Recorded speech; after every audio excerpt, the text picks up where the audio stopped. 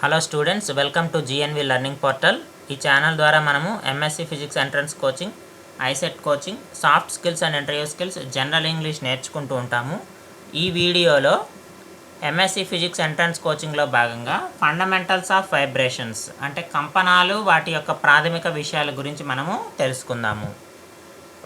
So ముందుగా మనము periodic motion గురించి తెలుసుకుందాం. What is a periodic motion? Periodic motion means a motion which repeats it self after equal intervals of time is called periodic motion are harmonic motion.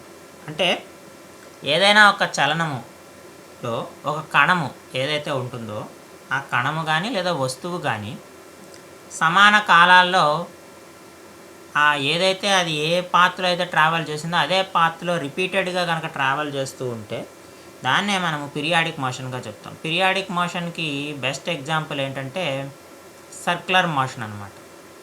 Circular motion. So ఈ circular motion ఏదైతే ఉందో అది periodic మోషన్కి best ఎగ్జాంపుల్గా మనము ఇక్కడ చెప్పుకోవచ్చు. ఇక్కడ చూడండి, ఈ పీరియాడిక్ మోషన్కి ఎగ్జాంపుల్స్ ఏంటంటే మనకి స్పిన్ ఆఫ్ ది ఎర్త్, అలాగే motion of the satellite. Spin off the earth అలాగే మోషన్ ఆఫ్ ది శాటిలైట్ అంటే భూమి యొక్క స్పిన్, ఆత్మ భ్రమణము, అలాగే ఉపగ్రహాల చలనము ఏదైతే ఉంటుందో ఇవి పీరియాడిక్ మోషన్లో ఉంటూ ఉంటాయి. సో అలాగే భూమి చలనం కూడా, భూమి తన చుట్టూ తాను దాదాపు 24 గంటలు తిరుగుతుంది కదా. సో అలా సూర్యుడి చుట్టూ తిరగడం, సో ఇవన్నీ కూడా పీరియాడిక్ మోషన్కి ఎగ్జాంపుల్స్ అన్నమాట. సో పీరియాడిక్ మోషన్ అంటే మనము ఆవర్తన కాలము అంటాం. పీరియాడిక్ మోషన్ని ఆవర్తన కాలము అంటాం. నెక్స్ట్ ఇంకొక టైప్ ఆఫ్ మోషన్ ఉంది, అది కూడా ఆవర్తన కాలం లాగానే ఉంటుంది, కానీ దాన్ని ఆసిలేటరీ మోషన్ అంటాం. అంటే డోలన చలనము అంటాం. ఆసిలేటరీ మోషన్ అంటే డోలన చలనము.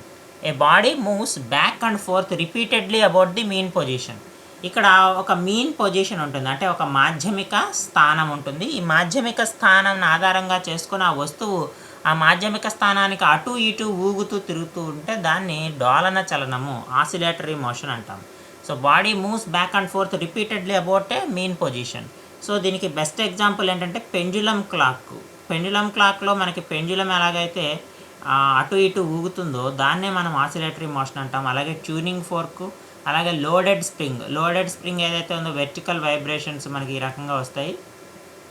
సో అప్ అండ్ డౌన్ వస్తూ ఉంటుంది. సో ఈ రకంగా అంటే వెర్టికల్ వైబ్రేషన్స్ ఇవేమో హారిజంటల్ వైబ్రేషన్స్ అనమాట. సో ఇలా ఇది ఒక మీన్ పొజిషన్ అనుకుంటే, ఈ మీన్ పొజిషన్కి అటు ఇటు కనుక ఏదైనా ఒక వస్తువు తిరుగుతూ ఉంటే దాన్ని మనము oscillatory మోషన్గా చెప్తామన్నమాట.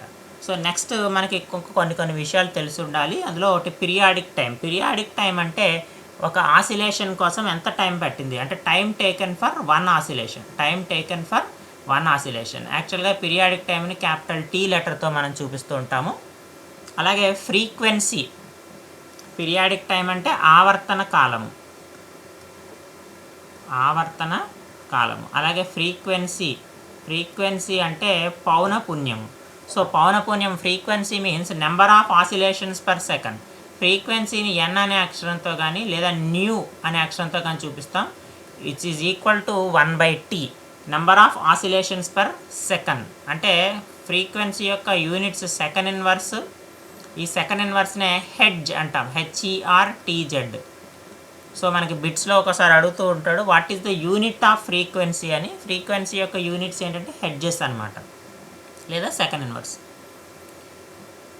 So time taken for one oscillation, ఒక ఆవర్తనానికి ఎంత సమయం తీసుకుంటుందో దాన్నే మనం ఆవర్తన కాలంగా చెప్తాము. అయితే 1 సెకండ్లో ఎన్ని ఆవర్తనాలు జరిగినాయి అనేటువంటి విషయం మనకి పౌనపున్యం తెలియజేస్తుంది. నెక్స్ట్ డిస్ప్లేస్మెంట్ అంటే తెలుసు కదా, స్థానభ్రంశము. సో స్థానభ్రంశం అంటే the distance of the particle from the equilibrium position. అంటే మనం చెప్పుకున్నాం కదా, ఇప్పుడు మనం చెప్పుకున్నామని ఆసిలేటర్ మోషన్కి సంబంధించి. ఫర్ ఎగ్జాంపుల్ ఇది మీన్ పొజిషన్ అనుకుంటే, ఈ మీన్ పొజిషన్ నుంచి ఏ అనేది డిస్ప్లేస్మెంట్ అనుకుంటే, సో లెఫ్ట్ సైడ్ ఎంత వెళ్ళింది, రైట్ సైడ్ ఎంత వెళ్ళింది అనేది మనకి డిస్ప్లేస్మెంట్గా చెప్తామన్నమాట. అలాగే మ్యాక్సిమం డిస్ప్లేస్మెంట్ని యాంప్లిట్యూడ్ అంటాం. సో ఫర్ ఎగ్జాంపుల్ ఆ పార్టికల్ ఇక్కడ వరకు మాత్రమే మ్యాక్సిమం డిస్టెన్స్ వెళ్ళగలిగింది అనుకోండి, దాన్నే మనము యాంప్లిట్యూడ్గా చెప్తాము. సో యాంప్లిట్యూడ్ మీన్స్ కంపన పరిమితి. యాంప్లిట్యూడ్ అంటే కంపన పరిమితి. తర్వాత ఫేజ్ అంటే దశ అనమాట. ఏ ప్రస్తుత పరిస్థితిలో అంటే ఆ పార్టికల్ యొక్క స్టేట్ ప్రజెంట్ సిచ్యుయేషన్ని మనకు తెలియజేస్తుంది, దాన్నే మనము ఫేజ్ అంటాము. నెక్స్ట్ రీస్టోరింగ్ ఫోర్స్ అంటే పునఃస్థాపక బలము, దాన్నే మనము రిస్టోరింగ్ ఫోర్స్ అంటే. Restoring force means when a particle is displaced from its equilibrium position, a periodic force acts on it in such a direction as to bring the particle to its equilibrium position. So when a particle is displaced from its equilibrium position, for example ఒక particle O అనేటువంటి point దగ్గర ఉంటే it is displaced by using some force. So due to this force it is in oscillatory motion, but at this time a periodic force acts on the particle in a direction of mean position. అంటే ఈ దిశలో ఒక force అనేది act చేసి ఏం చేస్తుంది అది, so as to bring the particle to it's equilibrium position. అంటే ఇక్కడ ఓ అనేటువంటి పాయింట్ దగ్గర రెస్ట్లో ఉంది. సో కాబట్టి ఈ ఫోర్స్ ఎలా యాక్ట్ చేస్తుందంటే తిరిగి మళ్ళీ ఆ పార్టికల్ని రెస్ట్లోకి తీసుకురావడానికి యాక్ట్ చేస్తుంది. అలా రెస్ట్లోకి తీసుకొస్తే అంటే దాని ఒరిజినల్ పొజిషన్కి రీస్టోర్ చేస్తుంది. కాబట్టి we call this force as restoring force, పునఃస్థాపక బలం. అంటే తిరిగి ఆ కణాన్ని యథాస్థానానికి తీసుకొచ్చేగల ఉపయోగపడుతుంది అనమాట. సో ఇక్కడ మనం చెప్పుకోవాల్సిన ముఖ్యమైనటువంటి హార్మోనిక్ మోషన్ ఏంటంటే సింపుల్ హార్మోనిక్ మోషన్, సరళ హరాత్మక చలనము అని దేన్ని అంటామంటే, when a particle is moving in such a way that its acceleration is always directed towards a certain fixed point and varies directly as its distance from that point. So ఇక్కడ acceleration అనేది displacement మీద depend అవుతుంది. రెండో విషయం ఏంటంటే acceleration is always towards a fixed point. That fixed point is nothing but the equilibrium point or mean position. కాబట్టి మనం ఏదైతే ఒక చలనాన్ని సరళహరాత్మక చలనం అని ఎప్పుడు అంటామంటే దాని యొక్క త్వరణము ఎప్పుడూ కూడా మాధ్యమిక స్థానం వైపు ఉంటూ దూరానికి అనులోమానుపాతంలో ఉంటుంది. ఏ ప్రపోర్షనల్ టు -x ఉంటుంది. సో ఈ రకంగా ఎప్పుడైతే ఉంటుందో ఆ చలనాన్ని మనము సింపుల్ హార్మోనిక్ మోషన్గా డిఫైన్ చేయవచ్చు. సింపుల్ హార్మోనిక్ మోషన్ యొక్క ముఖ్యమైనటువంటి అభిలక్షణాలు అంటే క్యారెక్టరిస్టిక్స్ ఏంటంటే మోషన్ ఈజ్ పీరియాడిక్ అంటే చలనము ఆవర్తనంగా ఉంటుంది. అలాగే motion is straight line about the mean position. So మనకి చలనం అనేది సరళ రేఖలో జరుగుతుందన్నమాట మాధ్యమిక స్థానం నుండి. And acceleration is proportional to displacement. ఇప్పుడే చెప్పుకున్నాం కదా, a proportional to -x. And the acceleration is always directed toward the mean position. అంటే మాధ్యమిక స్థానం వైపే త్వరణం ఉంటుంది. అలాగే త్వరణం అనేది స్థానభ్రంశానికి అనులోమానుపాతంలో ఉంటుంది. ఇవి ముఖ్యంగా మనకి సింపుల్ హార్మోనిక్ మోషన్కి సంబంధించినటువంటి క్యారెక్టరిస్టిక్స్. ఈ 4 పాయింట్లలో మనకి బిట్స్ ఎక్కువగా అడుగుతూ ఉంటాడు. ముఖ్యంగా యాక్సలరేషన్ మీద మనకి కన్ఫ్యూజన్ చేస్తూ యాక్సలరేషన్ ఈజ్ ప్రపోర్షనల్ టు డిస్ప్లేస్మెంటా, డిస్టెన్సా, ఫోర్సా, ఇలా రకరకాలుగా మనకి ఇస్తూ ఉంటాడు. అలాగే acceleration is always direct towards the mean పొజిషనా, ఎక్స్ట్రీమ్ పొజిషనా, ఇలా వీటికి సంబంధించి కూడా మనకి బిట్స్ వస్తూ ఉంటాయి. కాబట్టి ఈ క్యారెక్టరిస్టిక్స్ని మనం గుర్తుపెట్టుకోవాల్సినటువంటి అవసరం ఉంది. అలాగే మనము సింపుల్ హార్మోనిక్ ఆసిలేటర్ యొక్క ఈక్వేషన్ కనుక సింపుల్గా డెరైవ్ చేసి చూస్తే సింపుల్ హార్మోనిక్ ఆసిలేటర్కి a proportional to -x means force is directly proportional to -x. ఈ ప్రపోర్షనాలిటీ తీసేస్తే కాన్స్టెంట్ పెట్టుకోవచ్చు, దాన్ని ఇక్కడ k అనుకుందాము. న్యూటన్ సెకండ్ లా ప్రకారం F = ma రాసుకోవచ్చు. సో ma = -kx వస్తుంది. ఏని d2x/dt² అని రాసుకోవచ్చు. సో అలా రాసిన తర్వాత k/m వస్తుంది, కామన్ తీస్తే. ఇది ఒక సెకండ్ ఆర్డర్ డిఫరెన్షియల్ ఈక్వేషన్గా రాయడానికి k/mని ω² అనుకుంటే this is the equation for second simple harmonic oscillator. d2x/dt² + ω² 0 where ω² k/m. ఇది మనం గుర్తుపెట్టుకోవాలి. మనకి ప్రాబ్లమ్స్లో ఎక్కువగా ఈ ఫార్ములా అనేది వస్తూ ఉంటుంది. కాబట్టి ఇది equation of motion of simple harmonic oscillator d2x/dt² plus ω2x = 0. ఇది కూడా మనం గుర్తుపెట్టుకోవాలి. ఇది కూడా మనకు బిట్స్లో వస్తూ ఉంటుంది. అలాగే దీనికి సొల్యూషన్ ఏ రూపంలో ఉంటుందంటే x = a sin ωt + π. So ఈ ఫార్ములా కూడా మనం గుర్తుపెట్టుకోవాలి. ఈ ఫార్ములా మీద మనకు లెక్కలు వస్తూ ఉంటాయి. ఎందుకంటే పై టీ ఏ ఇచ్చేసి ఎక్స్ ఇచ్చేసి ఒమేగా కనుక్కోమనొచ్చు, లేదా ఒమేగా టీ పై ఏ ఇచ్చేసి ఎక్స్ ఫైండ్ అవుట్ చేయమనొచ్చు. సో ఈ ఉన్న పదాల్లో మిగిలిన పదాలు ఇచ్చేసి ఏదో ఒక పదాన్ని కనుక్కోమనొచ్చు. కాబట్టి ఈ ఫార్ములా ఇంపార్టెంట్. ఈ ఫార్ములా మీద మనకు ప్రాబ్లం అనేది ఖచ్చితంగా వస్తుంది. దీని నుంచి మనం వెలాసిటీని కనుక ఫైండ్ అవుట్ చేస్తే v = dx/dt ద్వారా ω√a² - x², ω√a² - x². So ఈ వెలాసిటీ మీద కూడా మనకి బిట్స్ ఇంతకుముందు వచ్చినాయి, ఇంతకుముందు పేపర్స్లో. అలాగే దీనికి సంబంధించి ప్రాబ్లమ్స్ కూడా ఇస్తూ ఉంటాడు. అలాగే మీన్ పొజిషన్ దగ్గర వెలాసిటీ అంతా, ఎక్స్ట్రీమ్ పొజిషన్, మీన్ పొజిషన్ అంటే 0 అనమాట. అంటే ఇలా మనకు ఆసిలేట్ అవుతుంది అనుకుంటే ఇది మీన్ పొజిషన్, ఇది extreme position. Mean position, extreme position.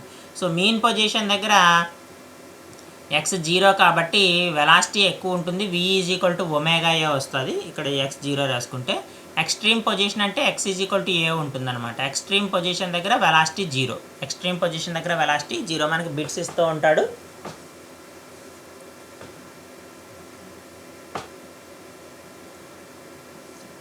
Extreme position దగ్గర వెలాసిటీ అనేది ఎంత ఉంటుంది, 0 ఉంటుందా లేకపోతే మ్యాక్సిమమా మినిమమా ఇలాగా. అలాగే పీరియాడిక్ టైం కూడా ఫార్ములా t = 2π/ω లేదా 2π√m/k. ఇందాక అనుకున్నాం కదా ω = √k/m అని. సో అది సబ్స్టిట్యూట్ చేస్తాం. అలాగే ఫ్రీక్వెన్సీ 1/t అవుతుంది. సో కాబట్టి 1/2π√k/m. Frequency ν n 1/t/2π√k/m. ఇవి కూడా మనకి ప్రాబ్లమ్స్ వచ్చేటువంటి అవకాశం ఉంది. km ఇచ్చేసి న్యూ కనుక్కోమనొచ్చు, లేదా km ఇచ్చేసి k కనుక్కోమనొచ్చు, ఇలాగ ఏదైనా. కాబట్టి ఈ ఫార్ములాస్ అన్నీ కూడా మనకి ప్రాబ్లమ్స్లో వచ్చేటువంటి అవకాశం ఉంది. అలాగే ఫేజ్ ωt + π దశ అంటాం, ఎందాక చెప్పుకున్నాం. అలాగే ఎపోక్ అంటే ఇనీషియల్ ఫేజ్, అంటే టైం 0 ఉన్నప్పుడు ఇనీషియల్గా దానికి ఎంత ఫేజ్ ఉంది అనేటువంటి విషయం మనకి తెలియజేస్తుంది అనమాట. అలాగే కైనెటిక్ ఎనర్జీ, గతిశక్తి ఎంత ఉంటుంది simple harmonic ఆసిలేటర్కి, ½ ma² cos² ωt + π. అలాగే potential energy a² ω² sin² ωt + π. So రెండింటిని యాడ్ చేస్తే sin² θ + cos² θ 1 వస్తుంది. కాబట్టి టోటల్గా ఎనర్జీ ఎంత వస్తుందంటే ½ ma² అవుతుంది.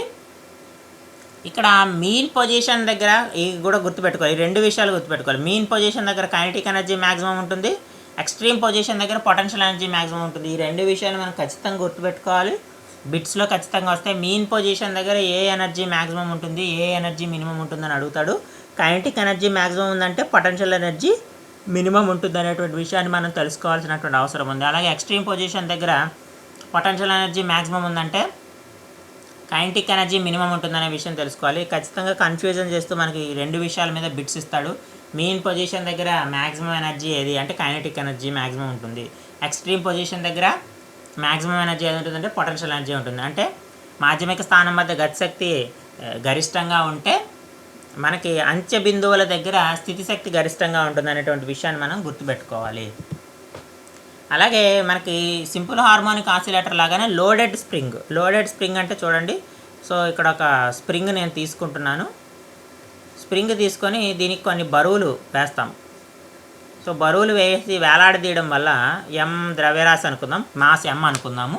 సో ఈ స్ప్రింగ్ సాగుతూ ఏం చేస్తుంది, ఆసిలేట్ అవుతుంది ఈ డైరెక్షన్లో. ఈ బ్యాక్ అండ్ ఫోర్త్ వెర్టికల్గా ఆసిలేషన్స్ చేస్తూ ఉంటుంది. ఇలా ఆసిలేషన్స్ చేసేటప్పుడు దీని యొక్క ఫ్రీక్వెన్సీ ఎంత అంటే n = 1/t అనుకుంటాం. అంటే 1/2π√k/m కదా. ఇక్కడ m ప్లేస్లో M + m/3 వస్తుంది. ఇక్కడ M అంటే మనం ఏదైతే లోడ్ వేస్తున్నామో అది, ప్లస్ స్మాల్ m/3 అంటే m అంటే మాస్ ఆఫ్ ద స్ప్రింగ్ అనమాట. సో ఈ స్ప్రింగ్ మాస్ కూడా ఇక్కడ పనిచేస్తుంది కాబట్టి దాన్ని ఎఫెక్టివ్ మాస్, అయితే టోటల్ మాస్ పనిచేయదు, కేవలము అందులో 1/3 ఆఫ్ ద స్ప్రింగ్ మాస్ మాత్రమే పనిచేస్తుంది. కాబట్టి దాన్ని effective mass of the loaded spring అంటాం, m/3. సో ఈ విషయాలు కనుక మనం తెలిస్తే స్ప్రింగ్ యొక్క ఫ్రీక్వెన్సీ పౌనపున్యాన్ని మనం ఫైండ్ అవుట్ చేయొచ్చు. ఈ ఫార్ములా మనం గుర్తుపెట్టుకోవాలి. ఇది డైరెక్ట్గా బిట్స్లో అడుగుతూ ఉంటాడు. ఎందుకంటే ఎఫెక్టివ్ మాస్ m/3 ప్లేస్లో m/2 అని, ప్లస్ m అని, లేకపోతే m/4 అని, m/3 ఇలా బిట్స్ ఇస్తూ ఏది కరెక్ట్ ఫార్ములా అనేటువంటి విషయం డైరెక్ట్గా ఫార్ములా అని అడుగుతాడు, లేదా దీని మీద ఒక ప్రాబ్లం న్యూమరికల్ అడిగేటువంటి అవకాశం ఉంది. కాబట్టి ఈ n = 1/2π√k/m + m/3 this is the formula for loaded spring. So ఈ స్ప్రింగ్ ఫార్ములాను కూడా మనము బాగా గుర్తుపెట్టుకోవాలి. Next superposition of waves, అధ్యారోపణం, తరంగాల అధ్యారోపణం. ఈ తరంగాల అధ్యారోపణం అని ఎప్పుడు అంటామంటే when a medium is disturbed simultaneously by any number of waves, the instantaneous resultant displacement of the medium at every instant is the algebraic sum of the displacements of the medium due to individual waves in the absence of others. So ఇక్కడ మనకి waves అనేవి మీడియంలో travel చేస్తున్నాయి అనుకుంటే, so అలా జరిగేటప్పుడు ఆ resultant displacement అనేది, అంటే వేవ్స్ అన్నీ కూడా కలిపి చేసేటువంటి రిజల్టెంట్ డిస్ప్లేస్మెంట్ ఏదైతే ఉంటుందో అది దేనికి సమానంగా ఉంటుందంట, ఇండివిడ్యువల్ డిస్ప్లేస్మెంట్స్ యొక్క ఆల్జిబ్రైక్ సమ్కి సమానంగా ఉంటుందంట. ఫర్ ఎగ్జాంపుల్ ఒక మీడియంలో y1, y2, y3 ఉన్న డిస్ప్లేస్మెంట్స్ ఉన్నటువంటి వేవ్స్ ట్రావెల్ చేస్తూ ఉంటే వాటన్నిటికీ సంబంధించినటువంటి రిజల్టెంట్ డిస్ప్లేస్మెంట్ వాల్యూ ఎంత, y = y1 + y2 + y3 అవుతుందని. సో అని ఎన్ని వేవ్స్ ఉంటే అన్ని వేవ్స్ యొక్క డిస్ప్లేస్మెంట్ జస్ట్ సింపుల్గా సమ్కి ఈక్వల్ అవుతుంది. సో దీన్నే మనం సూపర్ పొజిషన్ ప్రిన్సిపల్ అంటాము, అత్యారోపణ నియమం అంటాము. సో ఇక్కడ మనం గుర్తుపెట్టుకోవాల్సిన బిట్స్ కింద వస్తూ ఉంటాయి. 2 waves of same frequency moving in same direction, అప్పుడు ఇంటర్ఫిరెన్స్ జరుగుతుందండి, వ్యతికరణం జరుగుతుంది. అంటే 2 తరంగాలు ఒకే పౌనపున్యంతో ఉంటూ ఒకే దిశలో పనిచేస్తూ ఉంటే వ్యతికరణం జరుగుతుంది, ఇంటర్ఫిరెన్స్ జరుగుతుంది. ఇది బిట్స్లో అడుగుతాడు మనకి. అలాగే 2 waves of slightly different frequencies moving in the same direction, ఒకే డైరెక్షన్లో పోతూ ఉంటే బట్ ఫ్రీక్వెన్సీలో కొంచెం స్లైట్ డిఫరెన్స్ ఉంటుంది, వాటిని బీట్స్ అంటాం. అయితే ఇక్కడ చూడండి, 2 waves of same frequency moving in opposite డైరెక్షన్లో కనుక వెళ్తూ ఉంటే వాటిని స్టేషనరీ వేవ్స్ అంటాం, అంటే స్థిర తరంగాలు అంటాం. కాబట్టి ఈ 3 మనకి బిట్స్లో వచ్చేటువంటి అవకాశం ఉంది. సేమ్ ఫ్రీక్వెన్సీ సేమ్ డైరెక్షన్ అయితే ఇంటర్ఫిరెన్స్, స్లైట్ వేరియేషన్ అంటే చాలా తక్కువ difference but moving in same direction and beats అంటాము. Same frequency moving in opposite direction అయితే వాటిని స్టేషనరీ వేవ్స్ అంటాం. వీటిని మనము ఖచ్చితంగా గుర్తుపెట్టుకోవాలి, ఈ బిట్స్లో వచ్చేటువంటి అవకాశం ఉంది. అలాగే linear superposition of 2 waves of same frequency, ఒకే పౌనపున్యం కలిగినటువంటి సలహానాత్మక చలనాల రేఖీయ సంయోజనం. సో రేఖీయ సంయోజనం ఎలా ఉంటుంది, ఒకే పౌనపున్యం కలిగినవి.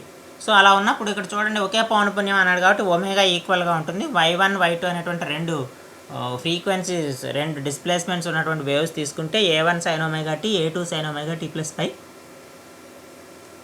దీన్ని మనం సాల్వ్ చేస్తే మళ్ళీ ఇదే ఫామ్లో వస్తుంది, a sin ωt + θ ఫామ్లో. ఇక్కడ a అంటే a1² + a2² + 2a1 a2 cos π. ఈ ఫార్ములా గుర్తుపెట్టుకోవాలి, అండర్ రూట్. ఇది మనకి ఎగ్జామినేషన్లో అడుగుతూ ఉంటాడు. ఈ linear superposition of 2 waves of same frequency ఇచ్చి దాని యొక్క యాంప్లిట్యూడ్ కానీ లేదా phase θ = tan inverse of a2 sin π / a1 + a2 cos π, a2 sin π / a1 + a2 cos π. So వీటికి సంబంధించినటువంటి 2 ఇంపార్టెంట్ ఫార్ములాస్ ఇవి. ఈ ఫార్ములాస్ మనకి బిట్స్లో వచ్చే అవకాశం ఉంది. అలాగే φ = 0 అయితే సేమ్ ఫేజ్ అంటాము, π = π 180 degrees అయితే ఆపోజిట్ ఫేజ్ అంటాము. సేమ్ ఫేజ్ అయినప్పుడు a = a1 + a2 అయితే ఆపోజిట్ ఫేజ్ అయినప్పుడు a = a1 - a2 అవుతుంది. ఇవి కూడా మనకి బిట్స్లో ఖచ్చితంగా అడుగుతాడు. ఈ formulas plus same phase, out of phase, ఇవి 2 మనకు ఖచ్చితంగా బిట్స్లో అడుగుతూ ఉంటాడు. ఇవి మనకు బాగా గుర్తుపెట్టుకోవాలి. అలాగే బీట్ ఫ్రీక్వెన్సీ ఇందాక చెప్పుకున్నాం కదా, the phenomena of waxing and waning of sounds is called beats. ఇక్కడ వ్యాక్సింగ్ అంటే హై అని, వ్యానింగ్ అంటే ఫాల్ అంటే తక్కువ, మినిమం అని. ఇవి కూడా మనకి బిట్స్ అడుగుతుంటాడు. వ్యాక్సింగ్ సౌండ్ అంటే హై సౌండ్, వ్యానింగ్ సౌండ్ అంటే లో సౌండ్ అనమాట. ఇది మన బిట్స్లో అడుగుతాడు, వ్యాక్సింగ్ అంటే ఏంటి, వ్యానింగ్ అంటే ఏంటని. అలాగే బీట్ ఫ్రీక్వెన్సీ, మనకి 2 ఫ్రీక్వెన్సీస్ ఇచ్చేస్తాడు, n1 n2. మనం ఏవైతే వెళ్తామో వాటి యొక్క ఫ్రీక్వెన్సీ ఎంత అంటే n1 - n2 బీట్ ఫ్రీక్వెన్సీగా మనం చెప్తాము. ఇది ఫార్ములా కూడా మనం బిట్స్లో వస్తుంది, ఇది గుర్తుపెట్టుకోవాలి. అలాగే నెక్స్ట్ ఇంపార్టెంట్ కాన్సెప్ట్ ఏంటంటే ఫోరియర్ థియరము, దానికి సంబంధించి అప్లికేషన్స్. ఈ ఫోరియర్ థియరము వ్యాలిడ్ ఎప్పుడవుతుంది అంటే సింగిల్ వాల్యూడ్, ఫైనైట్, కంటిన్యూస్. ఈ 3 కూడా ఫోరియర్ థియరం వ్యాలిడ్ అవ్వాలంటే ఈ కండిషన్స్ ఖచ్చితంగా సాటిస్ఫై కావాలి. Single valued, finite, continuous periodic function. ఈ 3 కనుక ఉంటేనే ఆ ఫంక్షన్ ఫోరియర్ థియరం సాటిస్ఫై చేస్తుంది. కాబట్టి బిట్స్లో మనల్ని అడుగుతుంటాడు ఫోరియర్ థియరం సాటిస్ఫై చేయాలంటే కావాల్సిన కండిషన్స్ ఏంటంటే సింగిల్ వాల్యూడ్ ఫంక్షన్ అయి ఉండాలి, ఫైనైట్ ఫంక్షన్ అయి ఉండాలి, కంటిన్యూస్ అండ్ పీరియాడిక్ ఫంక్షన్ అయి ఉండాలి. సో ఈ కండిషన్ సాటిస్ఫై చేస్తేనే ఫోరియర్ థియరంని సాటిస్ఫై చేస్తుంది. సో ఫోరియర్ థియరం ప్రకారం మనకు y = f of omega t a0 + sigma r = 1 to infinity ar cos r omega t plus br sin r omega t. ఇది మనకి main formula. దీని నుంచి మనము కోషియంట్స్ a0 ar br వాల్యూస్ని find out చేస్తాము. a0 = 1/t root integral 0 to t f of omega t dt. అలాగే ar = 2/t integral 0 to t f of omega t cos r omega t dt. అలాగే br = 2/t integral 0 to t f of omega t sin r omega t dt. So ఇవి ఖచ్చితంగా మనకి ఎగ్జామినేషన్లో వస్తాయి. అడుగుతాడు a0 value ఎంత, ar value ఎంత, br value ఎంత అని. సో ఆ వాల్యూస్ వచ్చినప్పుడు మనం వాటికి సంబంధించి కరెక్ట్గా వేయాల్సి ఉంటుంది అంటే అవసరం ఉంది. అలాగే మనం ఇంకా గుర్తుపెట్టుకోవాల్సింది ఏంటంటే square wave, rectangular wave, sawtooth wave, triangle wave. So ఈ 4 తరంగాలకు సంబంధించినటువంటి ఫంక్షన్స్, వేవ్ ఫంక్షన్స్ మనకు కావాలి. సో స్క్వేర్ వేవ్కి వచ్చేటప్పటికి a ఫ్రమ్ 0 to t/2, అలాగే -a t/2 నుంచి t. అంటే ఫర్ ఎగ్జాంపుల్ స్క్వేర్ వేవ్ అంటే ఇలా ఉంటుంది కదా. సో ఇక్కడ టైం ఎలా తీసుకుంటామంటే ఇది 0, ఇది t/2, క్యాపిటల్ T అని తీసుకుంటాం. సో ఇక్కడ యాంప్లిట్యూడ్ a ఉంటుంది, ఇక్కడ -a ఉంటుంది. అదే ఇక్కడ విషయం. సో a ఉన్నప్పుడు 0 నుంచి t/2 కాలంలో ఎక్కువ ఉంటుంది, మళ్ళీ t/2 నుంచి t కాలానికి మళ్ళీ -a ఉంటుంది. ఇది స్క్వేర్ వేవ్కి సంబంధించి. అలాగే రెక్టాంగులర్ వేవ్కి సంబంధించి అయితే 0 to t/tకి అయితే 2a ఉంటుంది y, t/2 నుంచి tకి అయితే 0 ఉంటుంది. అంటే దీని అర్థం రెక్టాంగులర్ వేవ్స్ కేవలం ఇలాగే ఉంటాయి, అంటే వాటికి నెగిటివ్ ఉండదు అనమాట. ఈ రకంగా మనకు వస్తుంది అనేటువంటి విషయం గుర్తుపెట్టుకోవాలి. ఈ టర్మ్ ఉండదు, కాబట్టి ఇక్కడ 0 వచ్చేస్తుంది. అలాగే సాట్ టూత్ వేవ్ మనకి రంపప్ పళ్ళు ఎలాగొడితే ఉంటాయో ఈ రకంగా ఉంటుంది. సో దానికి a × 1 - t/t for 0 less than capital T. అలాగే ట్రయాంగిల్ వేవ్కి అయితే 0 నుంచి t/2కి వచ్చేటప్పటికి 2a t/క్యాపిటల్ T. అదే t/2 నుంచి tకి అంటే నెక్స్ట్ హాఫ్ సైకిల్లో 2a × t - t/t. సో ఇది మనకి ట్రయాంగిల్ వేవ్. సో దీనికి సంబంధించినటువంటి ఫంక్షన్ ఇక్కడైతే ఏమో 2a t/t ఉంటుంది డిస్ప్లేస్మెంట్, ఇక్కడేమో 2a × t - t/t ఉంటుంది. సో ఇవి మనకి డయాగ్రామ్స్ కాదు కానీ ఫంక్షన్స్, ఏ వేవ్కి ఏ ఫంక్షన్ ఉంటుంది అనేటువంటి విషయం మనకు ఖచ్చితంగా తెలుసుకోవాలి. అలా గుర్తుపెట్టుకుని డైరెక్ట్గా మనకి బిట్స్లో వస్తూ ఉంటాయి. రెక్టాంగిల్ వేవ్కి ఫంక్షను, స్క్వేర్ వేవ్ ఫంక్షన్ అనేది లిమిట్ 0 నుంచి t/2 అయితే ఎంత, t/2 నుంచి t అయితే ఎంత, ఫస్ట్ హాఫ్ సైకిల్లో ఎంత వస్తుంది, సెకండ్ హాఫ్ సైకిల్లో ఎంత వస్తుంది. ఆ ఫంక్షన్ వాల్యూస్ మనం గుర్తుపెట్టుకుంటే ఖచ్చితంగా వీటిల్లో ఏదో ఒక బిట్ వచ్చేటువంటి అవకాశం ఉంది. అలాగే ఫోరియర్ ట్రాన్స్ఫార్మ్ ఫార్ములా ఇందాక మనం చూసాం కదా, ఈ a0 ar br ఇవి ఫైండ్ అవుట్ చేయమని అడిగేటువంటి అవకాశం, ఏదో ఒకటే అడిగేటువంటి అవకాశం ఉంది. 3 అడగరు, a0 కానీ ar కానీ br కానీ. సో కాబట్టి ఇవి మనకి మెయిన్ ఇంపార్టెంట్ ఫండమెంటల్స్ ఆఫ్ వైబ్రేషన్స్లో, ముఖ్యంగా సింపుల్ హార్మోనిక్ ఆసిలేటరు, అలాగే లోడెడ్ స్ప్రింగు, అలాగే ఫోరియర్ ట్రాన్స్ఫార్మ్స్, అలాగే లీనియర్ కాంబినేషన్ అంటే linear combination of super position waves ఏవైతే ఉన్నాయో అవి సేమ్ ఫ్రీక్వెన్సీ అయితే ఏంటి, స్లైట్లీ డిఫరెంట్ ఫ్రీక్వెన్సీస్ అయితే బీట్స్ అన్నాం మనము. సో అవేంటి, ఇవన్నీ కూడా మనకి ఈ ఫండమెంటల్స్ ఆఫ్ వైబ్రేషన్స్ బిట్స్గా వచ్చేటువంటి అవకాశం ఉంది. నెక్స్ట్ వీడియోలో మనము damped oscillations, forced oscillations, coupled ఆసిలేటర్కి సంబంధించినటువంటి విషయాల గురించి తెలుసుకుందాము. Thank you.